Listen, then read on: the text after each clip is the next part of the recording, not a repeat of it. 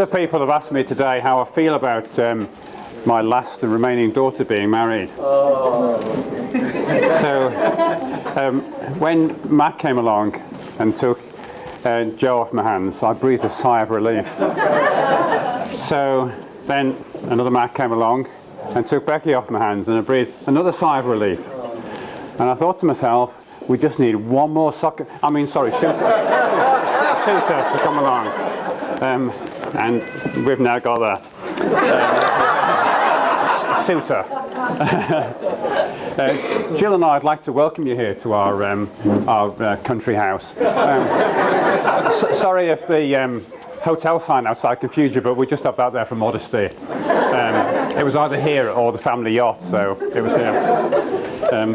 We're so grateful, seriously, that you've all come along to share our happy day today. The fact that you've come from so many different parts of the country is a testament to how many friends James and Sarah have and how popular they are. So thank you very much for coming. It's been lovely to have you. And there's been such a sense of warmth and love here. So we really, really appreciate that very much. And thank you for sharing our happy day today. We're also grateful to the people who didn't come, because they've helped to pay for your meals. We had a lovely service, haven't we? And doesn't Sarah look so beautiful? I was told by her sisters that I'd cry as soon as I saw her. But there you go. That's just for effect, because they told me to. It's difficult, you know, to let another man take your daughter. So, you know the call. Hi, Phil, it's James here. Can I marry your daughter? So, the one you always dread, isn't it? So I thought, he seems too good to be true. He's kind, he's gentle, he's considerate, he's intelligent, he's handsome. I thought, he can't really be this good. Is he really going to be good enough for my daughter? So, and after all, he's South African, isn't he? I did a bit of checking out on him. Obviously, I checked on Google. Didn't find anything amiss on Google. It's difficult, you know, losing somebody taking away your last daughter. So I checked on Wikipedia, LinkedIn, Instagram, everything else to see if I could find anything about him, and there was no salacious gossip there. So I spoke to a neighbour's friend who's a trainee policeman, and there's no vice rings, no email scams. Because, you know, it's difficult giving away your last daughter, isn't it? I spoke to my sister-in-law's next door neighbour, his wife used to clean for MI5. And, again, there was no spying for Russia there. So finally, I checked out on the dark web. There was no struggling, no drug smuggling, no international frauds, no illegal cigarette smuggling. But actually, hang on, something did come up. It sort of transpires from my research that when James was a young man, one day there was an event at school. I think it was a prize giving, and while the principal was busy officiating, it seems, so I'm told from my research, that James slipped into the principal's study and stole her cigarettes.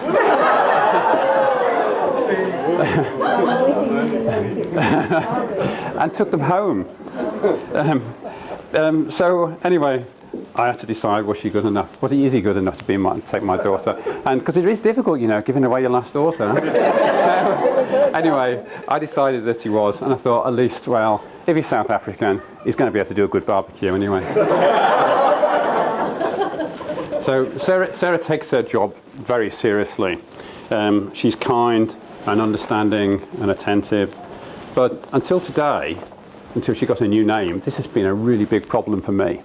Because the problem is that she shares the same name as our old man. And this can cause difficulties sometimes. You see, Sarah and I do some work for the same employer. And employees get sent to the doctor when they're off sick. And so Sarah, Dr. Thornley, turns up to see them.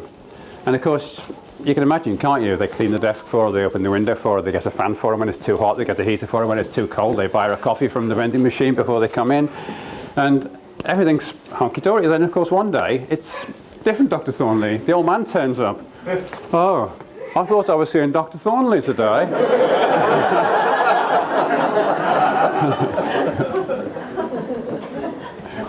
Sarah loves a holiday bargain.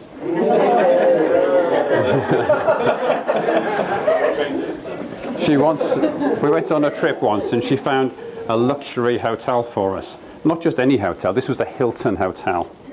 Unlimited food and drink, day and night. Cuisine from 18 nations. Private pool, private beach. £29 a night with 4 different discount vouchers. Sarah's been my go-to travelling companion over the years. We've been seasick together in the world's choppiest ocean. We've nearly been attacked in Morocco for taking someone's photograph, me, not her. Marooned in a wilderness in Egypt with a car with a flat battery. Almost skidded on the ice down a mountainside in Iceland and battered by a sandstorm in Arizona. So we've had some precious times together, me and my little girl.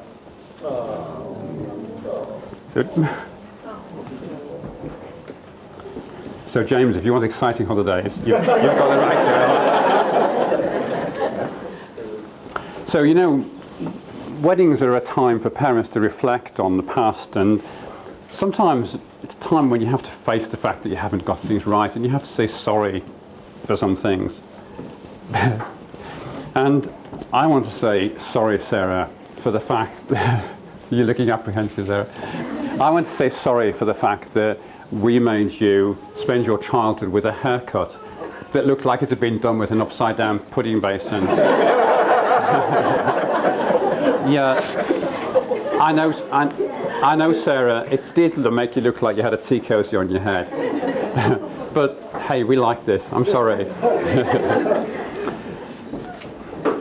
Jill met Sarah from school one day, and Jill was standing outside the school gates, and the kids were coming across the playground, and Sarah emerged from the classroom and stomped across the playground, shuffling along, burdened down with their bag. And it turned out as she got closer that she had her knickers around her ankles.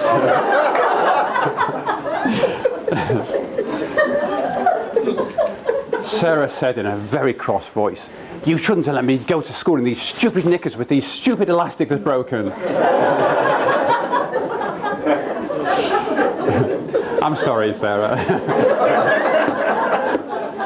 You were right.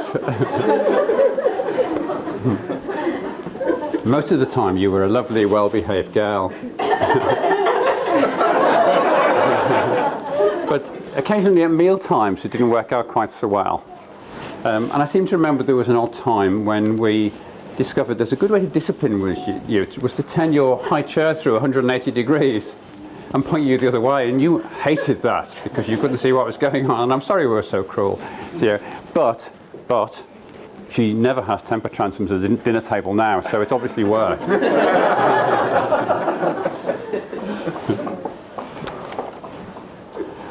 I seem to remember you coming into our bedroom at night and prizing Mum's eyelids open and saying, "Mummy, are you awake?"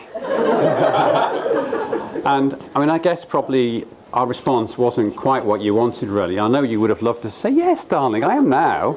Come and have a cuddle." And I'm sorry if we weren't as warm and responsive to you when you came into our room in the middle of the night and prized our eyelids open. Do you remember that you spotted a mistake in Harry Potter's book? Do you remember telling us that Dumbledore was speaking in a room in part of the story, and you said, "This is impossible, Dumbledore isn't here"? And what did we say? We said, "Don't be stupid." So, do you remember that a year or two later, in the Daily Telegraph, there was a big feature from a girl who was about the same age as you, but actually wasn't you? Because she was the first person, no, she wasn't, was she? She was the first person claiming to spot the mistake, and she got the picture, and Sarah didn't. And it was all my fault for not believing her. I'm sorry. Sarah's school was on a hill, surrounded by Georgian houses, and one day Sarah realised that there was a gate at the perimeter of the playground which led into a tunnel, into an air raid shelter. Sarah saw a business opportunity here, and she started charging the kids in the playground for a guided tour of the secret tunnel. I think the business ran dry when the kids eventually realised they could just walk in the tunnel themselves. But it says a lot for her power of persuasion to take money off people. She always had an eye for an opportunity for making a bit of money as a schoolgirl, and there was another venture she embarked on. She realised that if she got her old school tights and cut them into rings, she could sell them to her friends at her band. So again, she was making a steady little bit of money for a few days, and I think finally the penny dropped again with the kids. Obviously weren't very bright kids at her school. But actually, with a pair of scissors, you didn't have to pay Sarah whatever it was to get a pair of her band. So I think that one ran dry as well. But seriously, Sarah speaks up for what's right, and she's courageously spoken out in defence of some of the most vulnerable people in society.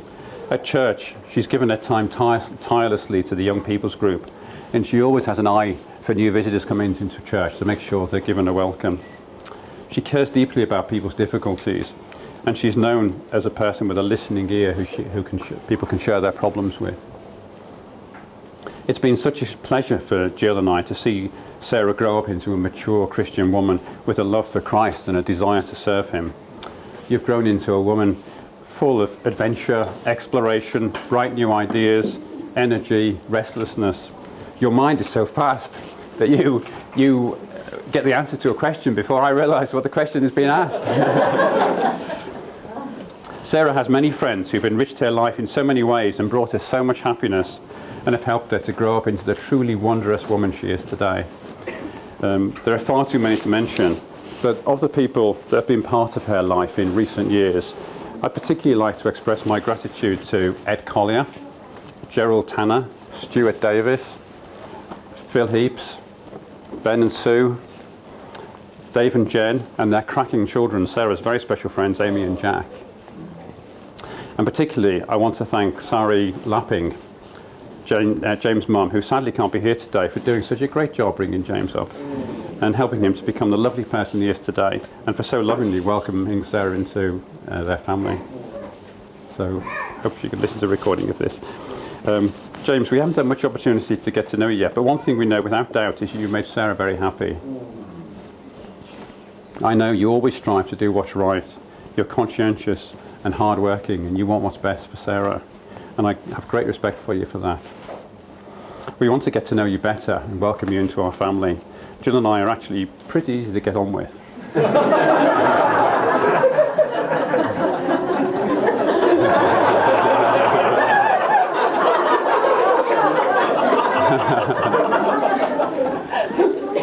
The formula is very simple. You wash the car, you chop the wood for firewood, and you mow the lawn, and you'll get along just fine as a son-in-law. But seriously, we're thrilled to welcome you into our family. My notes at this point say, hug James, but that's going to cause serious injury if I try that, so has a virtual hug. But more importantly, you're now part of the renowned, exclusive, select, limited membership club known as Jill and her boys. And now that you've joined the club is now closed to new members. So welcome into that exclusive club, and the new photograph will duly take the place of the old photograph with the missing space now filled in. James and Sarah, let me give you some serious advice. Love each other according to the example that the Lord has given. Always be willing to do what's best for the other person, even if it requires sacrifice, as Andrew Marsh prayed this morning. Build up and encourage each other. Always want the best for each other. Always put Christ first in everything you do. So, please join me in a toast. To the bride and groom, we toast you for the love you have for each other. We toast you for the bright future you have together, sharing your lives and serving Christ together. To the bride and groom. Bride.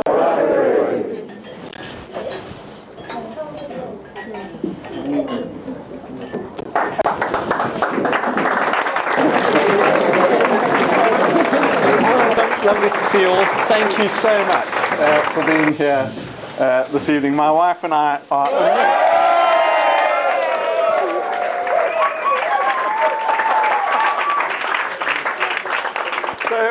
So Sarah and I met on one of those cheesiest things of all things, a Christian holiday, skiing. And to this day, I probably won't concede that Sarah's a better skier than I, although she quite frankly is a lot better. But there was something that I noticed. I asked her out, and I realized that when she was about, things started happening. If you knew me before meeting Sarah, I was forever missing flights, arriving halfway through sporting events, and this sort of stuff. But since I've met Sarah, that's stopped happening to a large degree. And then I've seen that Sarah's love for people, her kindness, her ability just to get on, being up for an adventure, for always having something helpful to say, has been enormously encouraging. And I've really loved getting to know Sarah, and I can't wait to spend the rest of my life getting to know Sarah more and more and more.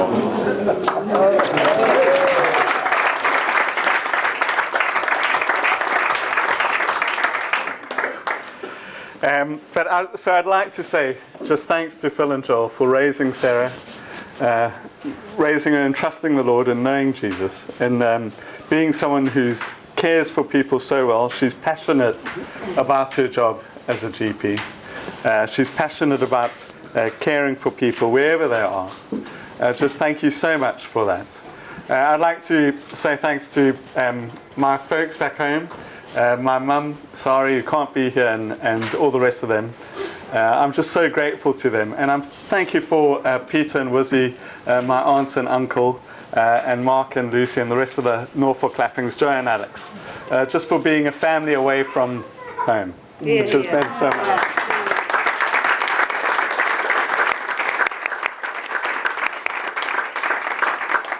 In a moment, we're going to slice the cake, and just a big thanks to Josie and Emmy for doing that. That's been absolutely brilliant for making that. And then for our band today, I was absolutely amazed at how brilliant that band was. Yeah. So thank you, Jess, James, Dave, and Joe. Thank you so much. Thanks, Ed, for counselling beforehand and for doing the service today. Everyone that I've spoken to has said it was absolutely amazing, so thank you so much. And for Martin, for your brilliant words, for being such a great boss, and for Kathy for being Sarah's boss. Oh my God. It's like a bad joke. But just thank you so much for the kindness and just wisdom over 3 years in Glasgow, 3 happy years in Glasgow, and another few months ahead. A big thanks to our bridesmaids, Joe, Becky, Amanda, and Helen. Thank you so much. And to our flower girls, Grace, Tilly, and Flora. Thank you, Jen, for organising the wedding reception, the flower cake reception. Thank you. And so thank you for everyone else that's done so much to make today so absolutely brilliant. Sarah's has done out absolutely blind with help from others, and I've been absolutely blown away by everything. So I'd like to give a toast firstly to absent friends that can't be here today, good mates back home who might be separated by COVID and that, but then also to our bridesmaids. So to absent friends and bridesmaids, please be upstanding. Absent friends and bridesmaids.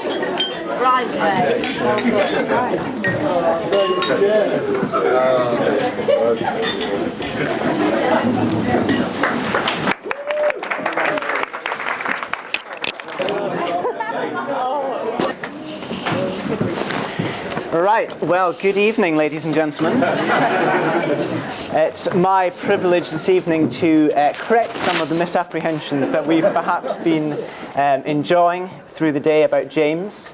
But I guess to begin with, I don't know if it was just me, but were you beginning to wonder, when is James going to pluck up the courage to pop the question?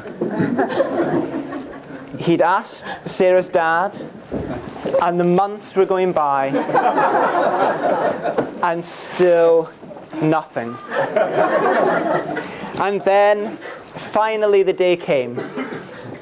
Now, if we were being critical, the location perhaps wasn't the best. But finally, he uttered those few special words. Will you? Will you? That last-minute stutter. Will you be my best man?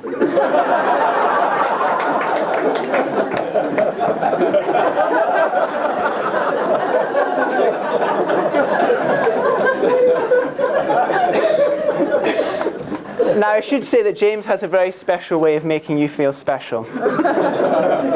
Because no sooner had he asked that he graciously pointed out, I was only being asked because literally no one from the Southern Hemisphere could be here today.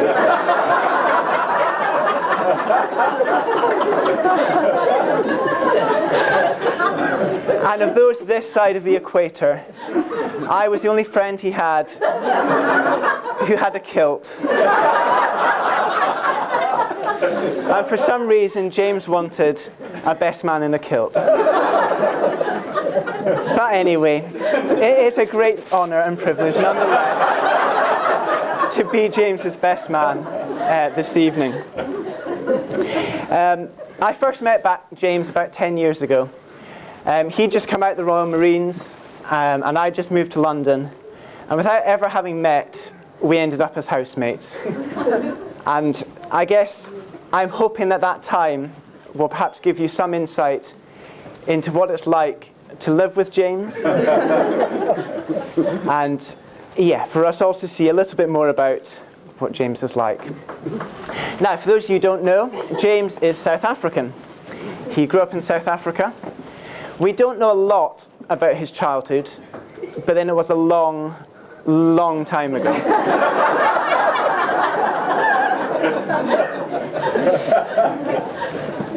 In his school days, James preferred to be outside, preferably surfing. And to be fair, his teachers preferred it when he was outside as well. Including one maths teacher who made him spend an entire term sitting outside the classroom window. Then James spent 5 years in the Marines, including 2 tours of Afghanistan. And he had a number of notable achievements during that time. First of all, he got what was, according to the marketing literature, the most advanced off-road vehicle in the world, stuck in a ditch within 30 minutes of taking the wheel. James also suffered a demotion within the Marines for being too aggressive. How can you be too aggressive in the Marines? Now, Sarah, we're very glad that you're a doctor, because it turns out that diagnosing serious medical conditions is not one of James's strong points.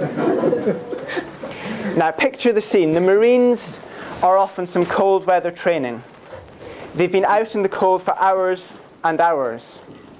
And one of the Marines in James's care comes to him, shivering, looking very confused and disorientated, saying, "Where am I?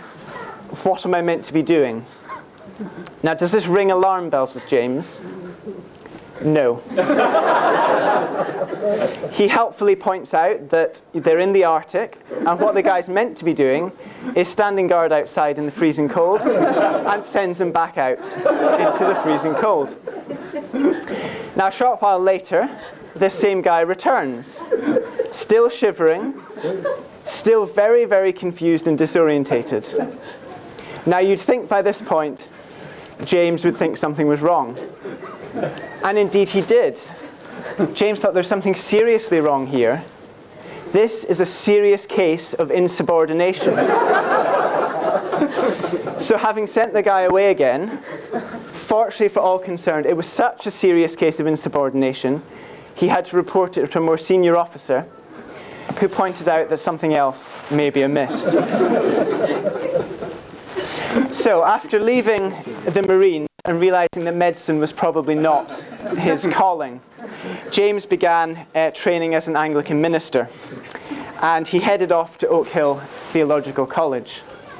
Now, this wasn't James's first degree. Oh no, James has a degree in drama. And I think we can all say we're glad that you didn't deliver your speech by way of interpretive dance. Now, at Theological College, James excelled at Old Testament and mastered Greek language. No, sorry, that's not right. James excelled at his allotment and mastered the campus pizza oven. Now, seriously, I remember a 3-course meal that James cooked entirely in that pizza oven. Now, you'd also might think that it's good advice, especially when you're not, shall we say, the most gifted academic student, to keep on the right side of the faculty. But James had other ideas. He began dating the college principal's teenage daughter. Although, to be fair, this did mean that the principal had a strong personal incentive ensuring that James graduated and moved to Glasgow as quickly as possible. So now we fast forward to February 2020, and James heads off to Schladming in Austria for 2 weeks as the speaker on an Oak Hill ski holiday. Now, 7 years before that, I had also gone to Schladming in Austria on an Oak Hill ski holiday. And let's just say we have quite different memories of that place. James came back having met his future wife. I came back having fractured my spine. But when James returned, you could tell that something was serious.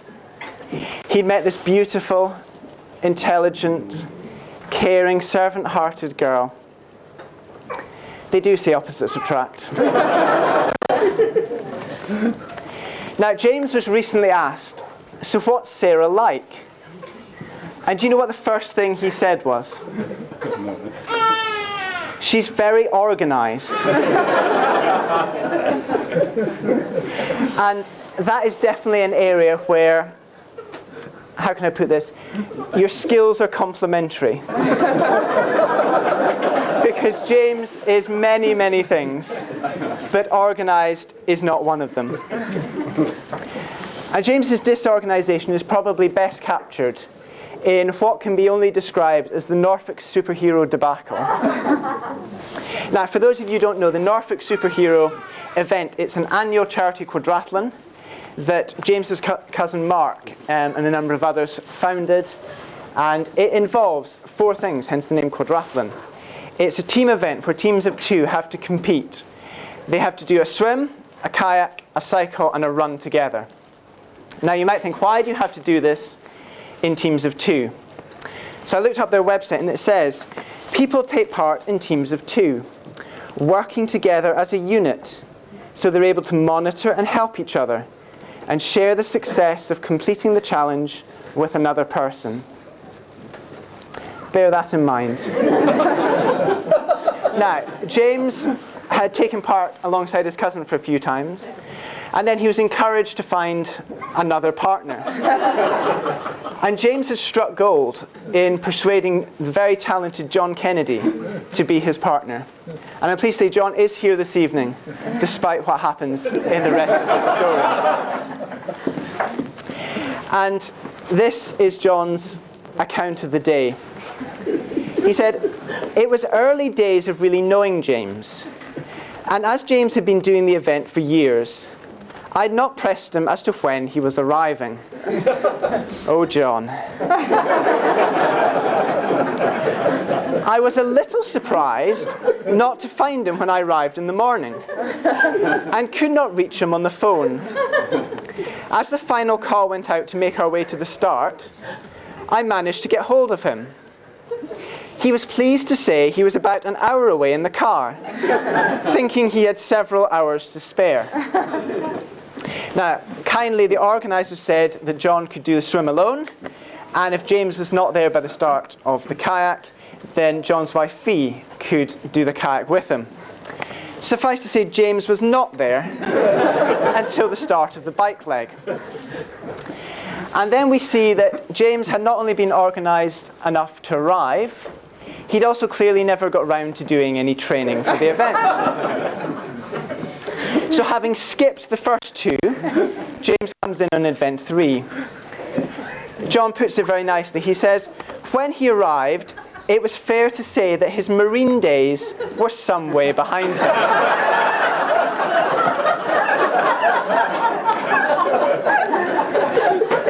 As we cycled up the first small climb, this word is stretching things, giving its Norfolk, I turned to see James was a little way back. It is fair to say James spent much of the rest of the ride in his own personal hurt locker. With about 5 miles to go on the cycle, James turned to me, apologised, and said he was going to have to stop.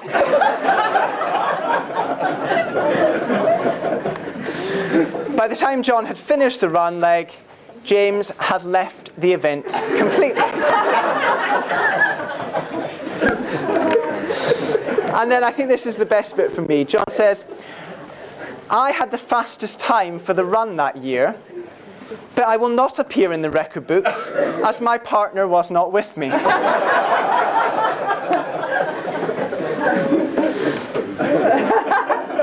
And sadly, what John experienced there is what's been come to know as doing a lapping.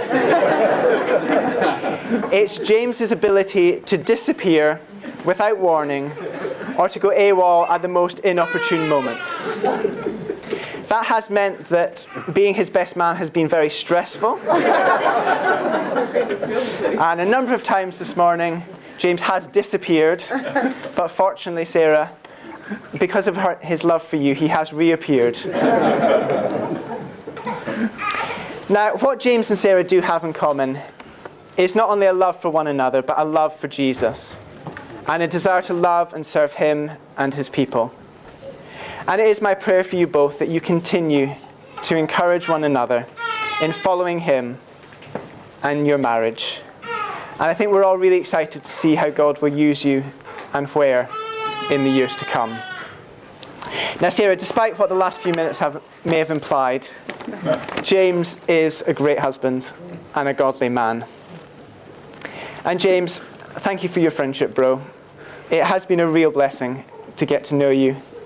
Thank you for your wisdom, your honesty, your kindness, your support, and your good taste in whiskey.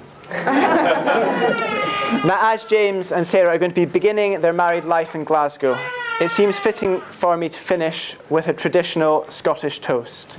So if you'd like you to grab your glasses.